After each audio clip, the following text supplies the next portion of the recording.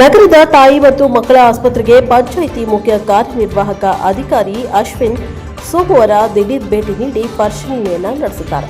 ಆಸ್ಪತ್ರೆಯಲ್ಲಿ ರೋಗಿಗಳಿಗೆ ನೀಡ್ತಾ ಇರುವಂತಹ ಚಿಕಿತ್ಸೆ, ಸಮರ್ಪಕ ಔಷಧಿಗಳ ವಿತರಣೆ, ಸ್ವಚ್ಛತೆ ಹಾಗೂ ಲಂಚ ಸ್ವೀಕಾರದ ಬಗ್ಗೆ ಪರಿಶೀಲನೆಯನ್ನು ನಡೆಸಿದ್ದಾರೆ. ವೈದ್ಯಾಧಿಕಾರಿಯಿಂದ ಆಸ್ಪತ್ರೆಯ ಬಗ್ಗೆ ಸಂಪೂರ್ಣ ಮಾಹಿತಿ ಪಡೆದುಕೊಂಡರು. ನಂತರ ಮಾತನಾಡಿದ ಅವರು, ತಾಲೂಕಿನಲ್ಲಿ ಅನಧಿಕೃತವಾಗಿ ಗರ್ಭಪಾತ ಮಾಡುವುದು ಹಾಗೂ ಯಾವುದೇ ಪರವಾನಗಿ ಇಲ್ಲದೆ ನಕಲಿ ಕ್ಲಿನಿಕ್ಗಳನ್ನು ನಡೆಸುವುದು ಕಂಡುಬಂದರೆ ನಮ್ಮ ಗಮನಕ್ಕೆ ತಂದರೆ ಅವರ ಮೇಲೆ ಕುಟುಕು ಕಾರ್ಯಾಚರಣೆ ಮಾಡಿ ಅವರಿಗೆ ಕಾನೂನು ಪ್ರಕಾರ ದಂಡ ಹಾಗೂ ಶಿಕ್ಷೆಯನ್ನು ವಿಧಿಸಲಾಗುವುದು ಹಾಗೂ ಮಾಹಿತಿ ನೀಡಿದವರಿಗೆ ಸರ್ಕಾರದ ವತಿಯಿಂದ 1 ಲಕ್ಷ ರೂಪಾಯಿಯನ್ನು ಇನಾಮು ನೀಡಿ ಅವರ ಹೆಸರನ್ನು ಗೌಪ್ಯವಾಗಿ ಇಡಲಾಗುವುದು ಎಂದು ಅವರು ಆಸ್ಪತ್ರೆಯ ಹೆರಿಗೆ ವಾರ್ಡ್ಗಳಲ್ಲಿ ಹೆರಿಗೆ ಮಾಡಿಸಲು ವೈದ್ಯರು ಲಂಚ ಕೇಳಿದರೆ ಎಂದು 6 ಜನ ತಾಯಂದಿರನ್ನ ವಿಚಾರಿಸಲಾಯಿತು. ಯಾವ ವೈದ್ಯರು ಸಹ ಲಂಚ ಕೇಳಿಲ್ಲ ಎಂದು ಉತ್ತರ ನೀಡಿದ್ದಾರೆ.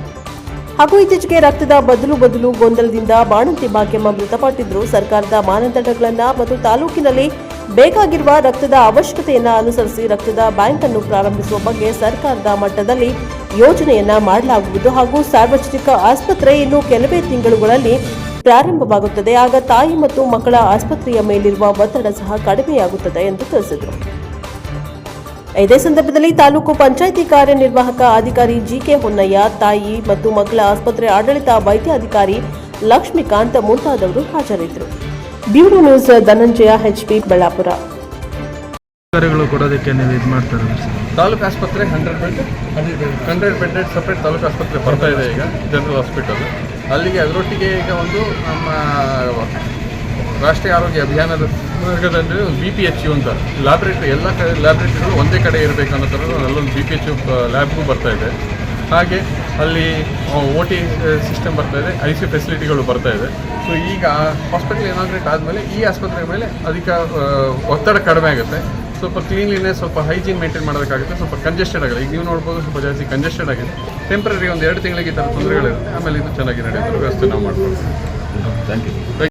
ಮಕ್ಕಳ ಆಸ್ಪತ್ರೆಗೆ ಬರೋ ಸ್ತ್ರೀಯರೇ ಬರ್ತಾರೆ, ಆದರೆ ಇಲ್ಲಿ ಕರೆಕ್ಟಾಗಿ ಬ್ಲಡ್ ಬ್ಯಾಂಕಿಂಗ್ ಇಲ್ಲ ಅಂತ ಹೇಳ್ಬಿಟ್ಟು ತುಂಬ ಆರೋಪಗಳು ಬರ್ತಿದೆ. ಚಿಕ್ಕದಾಗಿ ಒಂದು ಬ್ಲಡ್ ಬ್ಯಾಂಕ್ ಮಾಡೋ ವ್ಯವಸ್ಥೆ ಏನಾದರೂ ಮುಂದಿನ ತಿಂಗಳಲ್ಲಿ ಆಗುತ್ತಾ ಇಲ್ಲಿ ಏನು ಅಂತ? ಈಗ ಯಾಕಂದರೆ ಮೊನ್ನೆ ಭಾಗ್ಯಮ್ಮ ಅವರ ಸಾವಿಗೂ ಕೂಡ ಒಂದು ಬ್ಲಡ್ ಇಂದಾನೇ ಇದಾಗಿರೋದು. ಅದಕ್ಕೆ ರಾಷ್ಟ್ರೀಯ ಆರೋಗ್ಯ ಅಭಿಯಾನದ ನಿಯಮಾವಳಿ ಹಾಗೂ ಭಾರತ ಸರ್ಕಾರದ ನಿಯಮಾವಳಿ ಪ್ರಕಾರ ಜಿಲ್ಲಾ ಆಸ್ಪತ್ರೆಯಲ್ಲಿ ಒಂದು ಬ್ಲಡ್ ಬ್ಯಾಂಕ್ ಇರಬೇಕು ಅಂತ ಇರೋದು. ತಾಲೂಕು ಆಸ್ಪತ್ರೆಗಳಿಗೆ ಬ್ಲಡ್ ಸ್ಟೋರೇಜ್ ಯೂನಿಟ್ ಅಂತ ಇರಬೇಕು. ಬ್ಲಡ್ ಸ್ಟೋರೇಜ್ ಯೂನಿಟ್ ಇಲ್ಲಿದೆ ಈಗ. ಆ್ಯಂಡ್ ಒಂದು ಬ್ಲಡ್ ಬ್ಯಾಂಕ್ ಸ್ಯಾಂಕ್ಷನ್ ಆಗಬೇಕಾದ್ರೆ ವಾರ್ಷಿಕವಾಗಿ ಎಷ್ಟು ಬ್ಲಡ್ ಯೂನಿಟ್ಗಳು ಉಪಯೋಗ ಆಗುತ್ತೆ ಅನ್ನೋ ಒಂದು ಮಾನದಂಡದ ಮೇಲೆ ಒಂದು ಬ್ಲಡ್ ಬ್ಯಾಂಕ್ ಸ್ಯಾಂಕ್ಷನ್ ಆಗುತ್ತೆ. ಇಲ್ಲಿನ ಮಾನದಂಡ ಎಷ್ಟು ಬ್ಲಡ್ ಯೂಸ್ ಆಗ್ತಾ ಇದೆ ಇಲ್ಲಿನ ಆಸ್ಪತ್ರೆಗೆ, ಜನರಲ್ ಆಸ್ಪತ್ರೆಗೆ ಮತ್ತು ತಾಯಿ ಮಕ್ಕಳ ಆಸ್ಪತ್ರೆಗೆ ಅಂತ ನೋಡಿಕೊಂಡು ಅದಕ್ಕೆ ನಾವು ಸಪ್ರೇಟ್ ಅಲ್ಲಿಗೆ ಅದು ಕ್ಲಿಯರ್ ಆಗಿ ಅದು ಪಾಸ್ ಆಗೋದಾದರೆ ಇಲ್ಲಿಗೆ ನಾವು ಸ್ಯಾಂಕ್ಷನ್ ಮಾಡ್ಬೋದು. ಕಳೆದ ವಾರ ಅಷ್ಟೇ ವಾಣಿ ವಿಲಾಸ್ ಆಸ್ಪತ್ರೆಗೆ ಕೇಳಿದ್ವಿ, ಅಲ್ಲೇ ಬ್ಲಡ್ ಬ್ಯಾಂಕ್ ಇರಲಿಲ್ಲ. ಕಳೆದ ವಾರ ಅಷ್ಟೇ ಅಲ್ಲಿ ಆಗ್ತಿರೋ ಡೆಲಿವರಿಗಳಿಗೆ ಮೊನ್ನೆ ಅಷ್ಟೇ ಒಂದು ಬ್ಲಡ್ ಬ್ಯಾಂಕ್ ಅಲ್ಲಿಗೆ ಸ್ಯಾಂಕ್ಷನ್ ಆಗಿದೆ. ಇಲ್ಲಿನ ಅವಶ್ಯಕತೆ ನೋಡಿಕೊಂಡು ನಾವು ಇಲ್ಲಿಗೆ ಬ್ಲಡ್ ಬ್ಯಾಂಕ್ ಮಾನದಂಡ ಪ್ರಕಾರ ಸ್ಯಾಂಕ್ಷನ್ ಮಾಡೋದಕ್ಕೆ ವ್ಯವಸ್ಥೆ ಮಾಡ್ತೀವಿ. ಏನು ಸರ್ ಉದ್ದೇಶ? ಇಲ್ಲಿ ಗೌರಿಬಿದನೂರಲ್ಲಿ ಒಂದು ಶಾಲೆಗೆ ಶೈಕ್ಷಣಿಕ ಪ್ರೋಗ್ರೆಸ್, 10th ರಿಸಲ್ಟ್ ಬಗ್ಗೆ ಇಂಪ್ರೂವ್ಮೆಂಟ್ ಮಾಡೋದ್ರ ಬಗ್ಗೆ ಅಲ್ಲಿನ ಶಾಲಾ ಮಕ್ಕಳೊಟ್ಟಿಗೆ ಮಾತಾಡೋದಕ್ಕೆ ಅಂತ ಬಂದಿದೆ. ಹಾಗೆ ಒಂದು ಸರ್ಪ್ರೈಸ್ ವಿಸಿಟ್ ಕೊಡೋಣ, ಹೇಗೆ ನಡೀತಾ ಇದೆ ಗೌರಿಬಿದನೂರು ತಾಲೂಕು ಹಾಸ್ಪಿಟಲ್ ಅಂತ. ಇಲ್ಲಿನ AM ಅಥವಾ ಯಾರಿಗೂ ತಿಳಿಸಿದೆ ನಾನು ಮತ್ತು ನಮ್ಮ EO ಅವರು ಬಂದಿದ್ವಿ. ಇವತ್ತು ಒಳಗೆ dialysis unit, nutrition rehabilitation centre unit, male ward, female ward, delivery ಆಗಿರೋ ವಾರ್ಡನ್ನೆಲ್ಲ ನಾವು ಮಾತಾಡ್ಸಿದ್ವಿ. ಓವರಾಲ್ ನೋಡಿದರೆ ಸ್ವಲ್ಪ ಕ್ಲೀನ್ಲಿನೆಸ್ ಇಂಪ್ರೂವ್ಮೆಂಟ್ ಆಗಬೇಕಾಗಿರೋದಿದೆ ಇಲ್ಲಿ ಇವಾಗ. ಹಾಗೆ ಸ್ವಲ್ಪ ಏನಾಗಿದೆ, ಅಲ್ಲಿ ನಮ್ಮ ತಾಲೂಕು ಹಾಸ್ಪಿಟಲ್ ಡೆಮಾಲಿಷ್ ಆಗಿ ಹೊಸ ಕನ್ಸ್ಟ್ರಕ್ಷನ್ ಆಗಬೇಕಾಗಿರೋದ್ರಿಂದ 2 ಒಟ್ಟಿಗಿರೋದ್ರಿಂದ ಸ್ವಲ್ಪ ಕಂಜೆಸ್ಟೆಡ್ ಆಗಿರೋ ಥರ ಕಂಡು ಬರ್ತಾ ಇದೆ. ನಮ್ಮ AMOಗೆ ನಾವು ಮಾತಾಡಿ ಕೇಳಿದಾಗ ಇನ್ನೊಂದು 2-3 ತಿಂಗಳು 2 ಮಂತ್ಸಲ್ಲಿ ಅದು ಇನಾಗ್ರೇಟ್ ಆಗುತ್ತೆ. ಆವಾಗ ಇದೊಂದು ಸ್ವಲ್ಪ ಕ್ಲಿಯರ್ ಆಗುತ್ತೆ, MCH ಅಷ್ಟೇ ಇದು ಆಗುತ್ತೆ ಅನ್ನೋ ಥರ ಹೇಳಿದ್ದಾರೆ. ಡಯಾಲಿಸಿಸ್ ಯೂನಿಟನ್ನು ನೋಡಿದರೆ ತುಂಬ ಚೆನ್ನಾಗಿ ನಡೀತಾ ಇದೆ ಡಯಾಲಿಸಿಸ್ ಯೂನಿಟ್. ಹಾಗೆ ನಮ್ಮ ಪೆರಿನೇಟಲ್ ವಾರ್ಡಿಗೆ ಹೋಗಿ ಹೇಗಿದೆ, ಊಟದ ವ್ಯವಸ್ಥೆಯಿಂದ ಹಿಡಿದು ಬೇರೆ ಫೆಸಿಲಿಟೀಸ್ ಹೇಗಿದೆ ಅಂತ ಕೇಳಿದ್ರೆ ಅಲ್ಲಿರುವ ಹೊಸ ಅಮ್ಮಂದಿರು ಎಲ್ಲವೂ ಚೆನ್ನಾಗಿದೆ ಅಂತ ಹೇಳಿದ್ದಾರೆ. ಸೊ ಈ ನಿಟ್ಟಿನಲ್ಲಿ ಕೆಲವು ಇನ್ಸ್ಟ್ರಕ್ಷನ್ಸ್, ಕೆಲವು ಹಾಸ್ಪಿಟ್ಲಿಗೆ ಏನು ಅವಶ್ಯಕತೆ ಎಕ್ವಿಪ್ಮೆಂಟ್ ಏನಾದ್ರು ಇದೆಯಾ ಅಥವಾ ಬೇರೆ ಏನು ಅವಶ್ಯಕತೆ ಸರ್ವಿಸಸ್ ಏನಿದೆ ಅನ್ನೋದ್ರ ಬಗ್ಗೆ ಮಾಹಿತಿ ಪಡ್ಕೊಂಡಿದ್ದೀವಿ. ಅದನ್ನು ನಮ್ಮ ಜಿಲ್ಲಾ ಪಂಚಾಯತ್ ಫಂಡಿಂದ ಅಥವಾ ಬೇರೆ ಯಾವ್ದಾದ್ರು ಫಂಡಿಂದ ವ್ಯವಸ್ಥೆ ಮಾಡಿಕೊಡೋ ಪ್ರಯತ್ನ ನಾವು ಮಾಡ್ತೀವಿ. ಸರ್, ಈಗ ರೀಸೆಂಟಾಗಿ ಭಾಗ್ಯಮ್ಮ ಸಾವು ಬಗ್ಗೆ ಏನಾದರೂ ವಿಚಾರಣೆ ಮಾಡಿದ್ರು ಸರ್ ಹಾಸ್ಪಿಟ್ಲಲ್ಲಿ?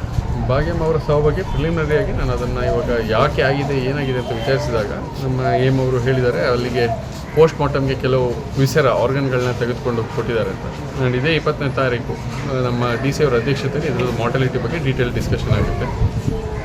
ಮೇಲ್ನೋಟಕ್ಕೆ ಕಂಡು ಬಂದಂತೆ ಬ್ಲಡ್ ಗ್ರೂಪಿಂಗಲ್ಲಿ B ನೆಗೆಟಿವ್ B ಪಾಸಿಟಿವ್ ಬಗ್ಗೆ ಮಾಡಿದ್ದಾರೆ ಅಂತ ಮೇಲ್ನೋಟಕ್ಕೆ ಕಂಡು ಬರ್ತದೆ. ಬಟ್ ಪೋಸ್ಟ್ ಮಾರ್ಟಮಲ್ಲಿ ಅದೇ ಈಗ ಬ್ಲಡ್ ಡ್ರಾಪ್ ಆಗಿರೋದ್ರಿಂದನೇ ತೀರ್ಕೊಂಡಿದ್ದಾರೆ. ಬೇರೆ ಯಾವ್ದಾದ್ರು ಕಾರಣ ಇದೆ ಅಂತ ಪೋಸ್ಟ್ ಮಾರ್ಟಮ್ ವರದಿಯಲ್ಲೂ ನಮಗೆ ಅದ್ರ ಬಗ್ಗೆ ಕಂಡು ಬರುತ್ತೆ. ಅದು ವರದಿಯನ್ನು ಹೊರತುಪಡಿಸಿ ಈ ಥರ ನ್ಯೂನತೆ ಏನಾಗಿದೆ, ಬಿ ನೆಗೆಟಿವ್ ಬಿ ಪಾಸಿಟಿವ್ ನ್ಯೂನತೆ ಏನಾಗಿದೆ, ಯಾರದಕ್ಕೆ ಕಾರಣ ಆಗಿದ್ದಾರೆ, ಅದು ಪ್ರಿಲಿಮಿನರಿ ಎಕ್ಸಾಮಿನೇಷನ್ ಯಾರು ಮಾಡಲಿಲ್ಲ ಅಂತ ಡೀಟೇಲಲ್ಲಿ DC ಅವರ ಅಧ್ಯಕ್ಷತೆಯಲ್ಲಿ ಆಗೋ ಮೀಟಿಂಗಲ್ಲಿ ನಾವು ಡಿಸಿಷನ್ ಅನ್ನು ತೊಗೊಳ್ತೀವಿ. ಈ ಥರ ಮುಂದೆ ಯಾವುದೇ ತಾಲೂಕಲ್ಲಿ ಯಾವುದೇ ಹಾಸ್ಪಿಟಲಲ್ಲಿ ರಿಪೀಟ್ ಆಗದೇ ಇರೋ ಥರ, ಯಾಕಂದರೆ ತುಂಬ ಇದು ಕ್ಲರಿಕಲ್ ಎರರ್, ಈ ಥರ ರಿಪೀಟ್ ಆಗಬಾರ್ದು, ಆಗದೇ ಇರೋ ಥರ ಏನು ಮೆಜರ್ಸ್ ತೊಗೊಳ್ಬೇಕು ಅದ್ರ ಬಗ್ಗೆ ನಾನು ಪಾರ್ಟಿಸಿಪೇಟ್ ಮಾಡಿ ಡಿಸಿಷನ್ ತೊಗೊಳ್ತೀನಿ. ಸರ್, ಡೆಲಿವರಿ ಮಾಡೋದಕ್ಕೆ ಇಲ್ಲಿ ಹಣ ತಗೊಳ್ಳಿದ್ದ, ಇದ್ರ ಬಗ್ಗೆ ನೀವೇನು ಹೇಳ್ತೀರಾ ಸರ್?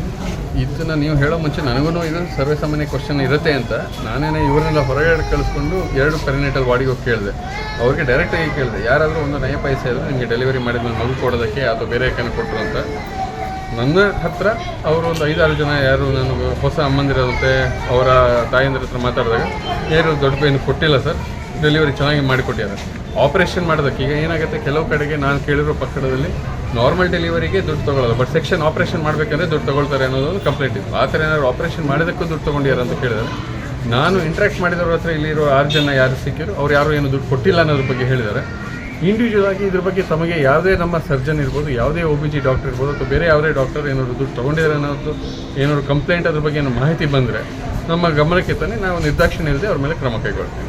ಸರ್, ಆಂಬುಲೆನ್ಸ್ಗಳ ಬಗ್ಗೆ ಯಾಕಂದ್ರೆ ಸರಿಯಾಗಿ ಒತ್ತಿಗೆ ಬರೋದಿಲ್ಲ, ಕಲಿಸೋದಿಲ್ಲ, ಆದರೂ ಬಂದರೂ ಇಲ್ಲಿ ಅದು ಸರಿಯಾಗಿ ಟ್ರೀಟ್ಮೆಂಟ್ ಮಾಡಲ್ಲೆಲ್ಲ ರೆಫರ್ ಮಾಡ್ತಾರೆ ಚಿಕ್ಕಬಳ್ಳಾಪುರಿಗೆ ಅಂತ ಆರೋಪ ಆಯಿತು. ಅದ್ರ ಬಗ್ಗೆ ಈಗ ಇಲ್ಲಿನ ರೆಫರಲ್ ಸ್ಟ್ಯಾಟಿಸ್ಟಿಕ್ಸ್ ತೆಗೆಯೋದಕ್ಕೆ ಹೇಳಿದ್ದೀನಿ. ಈಗ ಸರ್ಪ್ರೈಸ್ ವಿಸಿಟ್ ಬಂದಿರೋದ್ರಿಂದ ಅವ್ರ ಹತ್ರ ಸ್ಟ್ಯಾಟಿಸ್ಟಿಕ್ಸ್ ಇಲ್ಲ. ಈಗ ಸದ್ಯದಲ್ಲಿ ಇನ್ನೊಂದು 15 ದಿನ ಅಥವಾ 1 ತಿಂಗಳಲ್ಲಿ ನಾನು 3 ಏರಿಯಾ ಮೇಲೆ ಫೋಕಸ್ ಮಾಡ್ಕೊಂಡು, ಒಂದು ಇಲ್ಲಿನ ಇನ್ಸ್ಟಿಟ್ಯೂಷನಿಂದ ಎಷ್ಟು ಇಲ್ಲೇ ಆಪ್ರೇಷನ್ಗಳಾಗ್ತಿದೆ, ಇಲ್ಲಿಂದ ಎಷ್ಟು ರೆಫರಲ್ ಆಗ್ತಾಯಿದೆ. ಈಗ ನಮ್ಮ ಗೈನಕಾಲಜಿಸ್ಟಿಗೆ ಕೇಳಿದಾಗ 150 ಏನು ಡೆಲಿವರೀಸ್ ಅಥವಾ ಆಪ್ರೇಷನ್ಸ್ ಅದರಲ್ಲಿ ಆಗುತ್ತೆ, ಅದರಲ್ಲಿ ಒಂದು 30 ಕೇಸಸ್ನ ರೆಫರ್ ಮಾಡ್ತಾ ಇದ್ದೀವಿ ಅಂತ ಹೇಳಿದ್ದಾರೆ. ಯಾಕೆ ರೆಫರ್ ಮಾಡ್ತಾರೆ, ಇಲ್ಲಿನ ICU ಇಸ್ ನಾಟ್ ಫಂಕ್ಷನಲ್, ಇಲ್ಲಿ HDU ಒಂದು ಫಂಕ್ಷನಲ್ ಆಗಿದೆ. ಇಲ್ಲಿ ICU ಫಂಕ್ಷನಲ್ ಮಾಡಬೇಕಂದ್ರೆ ಒಂದು ಎಕ್ಸ್ಟ್ರಾ ಅನಸ್ಥೆಟಿಸ್ಟ್ ಹ್ಯಾಂಡ್ ಬೇಕಾಗುತ್ತೆ. ಆ ಹ್ಯಾಂಡನ್ನು ಈಗ NHM ಅಲ್ಲಿ ಅಥವಾ ಬೇರೆದರಲ್ಲಿ ವ್ಯವಸ್ಥೆ ಮಾಡ್ಕೊಳ್ಳೋದಕ್ಕೆ ನಾವು ಮುಂದಿನ ಸ್ಟೆಪ್ಸ್ ತಗೊಳ್ತೀವಿ. ಅದು ಹೊರತುಪಡಿಸಿ with respect to the ABRK, ಯಾಕಂದರೆ ಒಂದು ಹಾಸ್ಪಿಟಲ್ ಚೆನ್ನಾಗಿ ನಡೀಬೇಕಂದ್ರೆ ಅದು ಸ್ವಲ್ಪ ABRK ಆಯುಷ್ಮಾನ್ ಭಾರತದಲ್ಲಿ ಇದು ರೆವೆನ್ಯೂ ಅರ್ನ್ ಮಾಡಬೇಕು. ಇವ್ರದ್ದು ಸರಾಸರಿಯಾಗಿ 7 ರಿಂದ 9 ಲಕ್ಷ ತಿಂಗಳಿಗೆ ಇವ್ರದ್ದು ABRK ಅರ್ನಿಂಗ್ ಇದೆ, ಡೀಸೆಂಟ್ ಅರ್ನಿಂಗ್ ಇದೆ, ಇದು ಚೆನ್ನಾಗಿದೆ. ಬಟ್ ಆ ದುಡ್ಡನ್ನು ಒಳ್ಳೆಯ ಸದುಪಯೋಗ ಪಡ್ಕೊಂಡು ಇನ್ಫ್ರಾಸ್ಟ್ರಕ್ಚರ್ ಡೆವಲಪ್ಮೆಂಟ್ ಮಾಡಬೇಕು. ಇಲ್ಲಿ ಆ್ಯಂಬುಲೆನ್ಸ್ ಬಗ್ಗೆ ಸ್ಪೆಸಿಫಿಕಲಿ ನಮಗೆ ಯಾವುದೂ ಈ ಥರ ಇಲ್ಲಿ ಹಾಸ್ಪಿಟ್ಲಿಂದ ಹೇಳಿಲ್ಲ. ಬಟ್ ಈಗ ಆ್ಯಂಬುಲೆನ್ಸ್ ಏನಾದರೂ ಬರ್ತಾ ಇಲ್ಲ, ಲೇಟಾಗಿ ಬರ್ತಾ ಇದೆ ಅಂತ ಏನಾದ್ರು ನಿಮ್ಮ ಸ್ಟೇಟ್ ಆ್ಯಂಬುಲೆನ್ಸ್ ಎಷ್ಟಿದೆ ಇಲ್ಲಿಗ? ಸರ್, ಈಗ ಮೊನ್ನೆ ನಮ್ಮ ಮಕ್ಕಳ ಆಯೋಗ ಬಂದಾಗಲೂ ಸ್ಪೆಸಿಫಿಕಲಿ 2 ಪಾಯಿಂಟ್, ಒಂದು ನಕಲಿ ಕ್ಲಿನಿಕ್ ಅಂದರೆ ಒಂದು ಅಬಾರ್ಷನ್ ಅಂತ ಹೇಳಿದ್ರು. ಈ ಅಬಾರ್ಷನ್ ಬಗ್ಗೆ ನಮಗೆ ಬೇಕಾಗಿರೋದು, ಈಗ ಜಿಲ್ಲಾ ಪಂಚಾಯತ್ CEO ಆಫೀಸ್ಗೇನೆ ಅಥವಾ ನಮ್ಮ DH ಆಫೀಸ್ಗೇನೆ ಅಥವಾ ನಮ್ಮ ಆಫೀಸ್ಗೇನೆ ನೀವು ಎಲ್ಲೆಲ್ಲಿ ಅಬಾರ್ಷನ್ ಯಾರು ಮಾಡ್ತಿದ್ದಾರೆ ಅಂತ ಹೇಳಿದರೆ ಅದನ್ನು ನಾವು ಸ್ಟಿಂಗ್ ಆಪ್ರೇಷನ್ ಥರ ಮಾಡಿ ಅಲ್ಲಿ ನಾವು ಆ್ಯಕ್ಷನ್ ತೊಗೊಳ್ಳೋ ಥರ ವ್ಯವಸ್ಥೆ ಮಾಡಿಕೊಂಡ್ರೆ ನಾವು ಅವ್ರನ್ನ ರೈಡ್ ಮಾಡಿ ಜೈಲಿಗೂ ಹಾಕ್ಬೋದು. ಇದರ ಮುಂಚೆ ಹೆಲ್ತ್ ಡಿಪಾರ್ಟ್ಮೆಂಟಲ್ಲೂ ನಾವು ಒಂದು 5-6 ಕಡೆಗೆ ಈ ಥರ ರೈಡ್ ಮಾಡ್ಕೊಂಡು ನೀವು ನ್ಯೂಸಲ್ಲಿ ನೋಡ್ಕೊಂಡಿರ್ತೀರಿ. ಮಂಡ್ಯದ ಆಲನ ಮನೆ ಇರ್ಬೋದು ಅಥವಾ ಬಾಗಲಕೋಟೆಯಲ್ಲೆಲ್ಲ ನಾವು ಆ್ಯಕ್ಷನ್ ತೊಗೊಂಡಿದ್ದೀವಿ. ಇಲ್ಲಿ ಸ್ಪೆಸಿಫಿಕಲಿ ಎಲ್ಲಾಗ್ತಿರೋ ಮಾಹಿತಿ ಏನಾದ್ರು ನಿಮಗೆ ಅನಾನಿಮಸ್ ಆಗಿ ನಮಗೆ ಕೊಟ್ಟರು ನಾವು ಅದಕ್ಕೆ ರೈಡ್ ಮಾಡೋ ಆ್ಯಕ್ಷನ್ ತೊಗೊಳ್ತೀವಿ. ಹಾಗೆ ಯಾರು ಆ ಥರ ಮಾಹಿತಿ ನಮಗೆ ಕೊಡ್ತಾರೆ ಅವ್ರಿಗೆ 1 ಲಕ್ಷ ರೂಪಾಯಿನ ನಾವು ಒಂದು ಇನಾಮು ಅಥವಾ ಬಹುಮಾನ ಥರನೂ ಕೊಡೋದು ನಮ್ಮ ಸರ್ಕಾರದ ಗೈಡ್ಲೈನಲ್ಲಿದೆ. ಸೊ ಈ ಥರ ಮಾಹಿತಿಗೆ ಬಂದರೆ we will take it up. ಈ ನಕಲಿ ಕ್ಲಿನಿಕ್ ಬಗ್ಗೆ ಹೇಳಿದ್ದೀವಿ, ಅದರದ್ದು ಬಂದ್ ಮಾಡಿಸಿ ಯಾರಿದ್ದಾರೆ ಅವ್ರ ಮೇಲೆ ಆ್ಯಕ್ಷನ್ ತೊಗೊಳ್ಳೇಬೇಕಾಗತ್ತೆ ಇವಾಗ. ಆ್ಯಂಡ್ ಅದು ಮೊನ್ನೆ ಅಷ್ಟೇ ಜಿಲ್ಲಾಧಿಕಾರಿಗಳ ಅಧ್ಯಕ್ಷತೆಯಲ್ಲೂ ಇದ್ರ ಬಗ್ಗೆ ಚರ್ಚೆ ಆಗಿತ್ತು, ಎಲ್ಲ ವಾರ್ನಿಂಗ್ ಕೊಟ್ಟಿದ್ದೀವಿ ಅಂತ ಹೇಳಿದ್ದಾರೆ. ಬಟ್ ಅಗೇನ್ ಅದ್ರ ಮೇಲೆ ನಾನು DHOನ ಕರೆದ್ಬಿಟ್ಟು ಸ್ಪೆಸಿಫಿಕಲಿ ಏನಿದೆ ಅದನ್ನು ಆ್ಯಕ್ಷನ್ ತೊಗೊಳ್ಳೋ ವ್ಯವಸ್ಥೆ ಮಾಡ್ತೀನಿ. ಸರ್, ABRK ಅಮೌಂಟು ಯಾವ ಥರ ಇಲ್ಲಿ ಸದ್ಬಳಕೆ ಆಗ್ತಾ ಇದೆ ಸರ್? ಏನೆಲ್ಲ ತೊಗೊಂಡಿದ್ದಾರೆ ಏನು ಅಂತ ಸರ್? ಇದುವರೆಗೂ ಇವ್ರದ್ದು 50% ಆಫ್ ದಿ ಅಮೌಂಟ್ ಇವ್ರದ್ದು. ಇನ್ನು ಆಸ್ಪತ್ರೆಯಲ್ಲಿ ಈಗ ಕೆಲವು ಡ್ರಗ್ಗಳು ಯಾವ ಸ್ಟೇಟ್ ಆಫೀಸಿಂದ ಬರೋಲ್ಲ, ನಮ್ಮ ಸ್ಟೇಟ್ ಮೆಡಿಕಲ್ ಸಪ್ಲೈಸಿಂದ ಬರೋಲ್ಲ. ಆದರೆ ಇಲ್ಲಿ ಪೇಷೆಂಟ್ಗಳಿಗೆ ಹೊರಗಡೆ ರೆಫರ್ ಮಾಡಬಾರ್ದಾಗುತ್ತೆ. ಯಾಕಂದರೆ ಯಾವುದೇ ಮಾತ್ರೆಯನ್ನು ಹೊರಗಡೆ ಬರೀಬಾರ್ದು, ಯಾವುದೇ ಲ್ಯಾಬ್ ಟೆಸ್ಟಿಗೂ ಹೊರಗಡೆ ಕಳಿಸ್ಬಾರ್ದು. ಇದು ನಮ್ಮ ನೀತಿ ಇರೋದು. ಅಂಥದಕ್ಕೆ ಅವಶ್ಯಕತೆ ಇರೋ ಡ್ರಗ್ ಪರ್ಚೇಸ್ ಮಾಡೋದಕ್ಕಿರ್ಬೋದು, ಇಲ್ಲ ಕೆಲವು ಅತ್ಯಮೂಲ್ಯವಾಗಿ ಈಗ ಇವರಿಗೆ ಗ್ರೂಪ್ D ಅಥವಾ ಸೆಕ್ಯೂರಿಟಿ ಸ್ಟಾಫ್ ಎಲ್ಲ ಸ್ಯಾಂಕ್ಷನ್ ಆಗಿರೋಲ್ಲ, ಬಟ್ ಆಸ್ಪತ್ರೆ ನಡೆಸೋ ವ್ಯವಸ್ಥೆ ಬೇಕಾಗುತ್ತೆ. ಅಂಥವ್ರು ತಗೊಳ್ಳೋದಕ್ಕೆ ಅವರು ಉಪಯೋಗ ಮಾಡ್ಕೊಂಡಿದ್ದಾರೆ. ಇದು ಹೊರತುಪಡಿಸಿ ಈಗಷ್ಟು ನಾವು ಕೇಳಿದಾಗ ಒಂದು ಅನಸ್ತೇಷಿಯಾ ವರ್ಕ್ ಸ್ಟೇಷನ್ ಒಂದು 10 ರಿಂದ 12 ಲಕ್ಷ ಆಗಿದೆ, ಅದು ಬೇಕು ಅಂತ ನಮ್ಮ ಅನಸ್ತೇಷಿಯಾ ಡಿಪಾರ್ಟ್ಮೆಂಟ್ ಅವ್ರು ಹೇಳಿದ್ರು. ಈ ಥರ ಅದನ್ನು ಡೆವಲಪ್ಮೆಂಟಿಗೆ ಈಗ ಐ ಥಿಂಕ್ ಲ್ಯಾಪ್ರೋಸ್ಕೋಪಿ ಮೆಷಿನು ಇತ್ತೀಚೆಗೆ ತೊಗೊಂಡಿದ್ದಾರೆ. ಲ್ಯಾಪ್ರೋಸ್ಕೋಪಿಕ್ ಸರ್ಜರೀಸು ಮಾಡ್ತಾ ಇದ್ದಾರೆ ಅಂತ ನಾನು ಕೇಳ್ಪಟ್ಟಿದ್ದೀನಿ. ಈಗ ಏನು ಬೇರೆ ಕಡೆಗೆ ಓಪನ್ ಸರ್ಜರಿ ಮಾಡ್ತಾರೆ, ಈ ಸಿಟಿಗಳಲ್ಲಿ ಲ್ಯಾಬ್ ಸರ್ಜರೀಸ್ ಅಂತ ಲ್ಯಾಪ್ರೋಸ್ಕೋಪಿ ಮಾಡ್ತಾರೆ, ಅಂಥ ಪ್ರೊಸೀಜರ್ ಇಲ್ಲಿ ಸ್ಟಾರ್ಟ್ ಮಾಡ್ಕೊಂಡಿದ್ದಾರೆ ಅಂತ ಹೇಳಿದ್ದಾರೆ. ಅಂಥ ಬಳಕೆ ಅವಶ್ಯಕತೆ ಹೋಗಿ ಮಾಡ್ತಾರೆ.